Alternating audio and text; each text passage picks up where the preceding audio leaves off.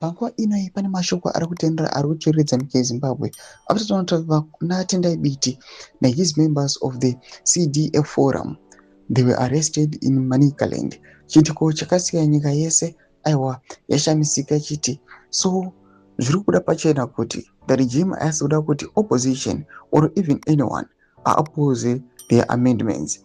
Panguva ino uchiwanikwa kunzi after naTendai Biti vaarestiwa zvanyatsobuda pachena kuti even the generals who are resisting the 2030 plan, their lives are at risk. Saive namashoko akuda pachena chinzi aiwa these people they do not love Zimbabwe, including the president who was subscribe all I got on the bill icon. Zvikora zvikananda anobuda chiposta pictures ana Tendai Biti nana Morgan Ncube aiwa those who were arrested. Obuda nyora achiti intelligence reports warned of instability but Mnangagwa pushed his legal amendments anyway. It's a clear ED hates Zimbabwe is intentionally sacrificing the nation's peace just to secure a monarchy.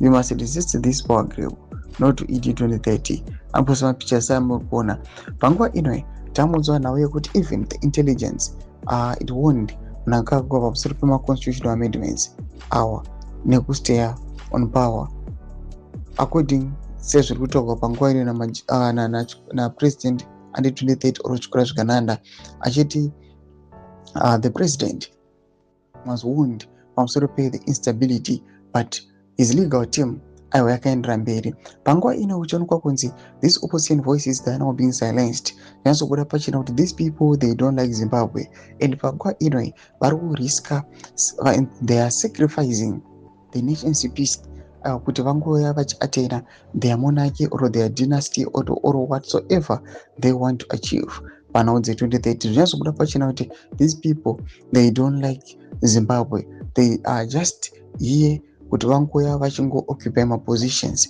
vachitora whatsoever they want to take, but the general populace aiwa ichishungurudzika. Pina comment section medu dzofungura enyu matodi pamusoro pechiitiko ichi. Subscribe or like, check on the bell icon.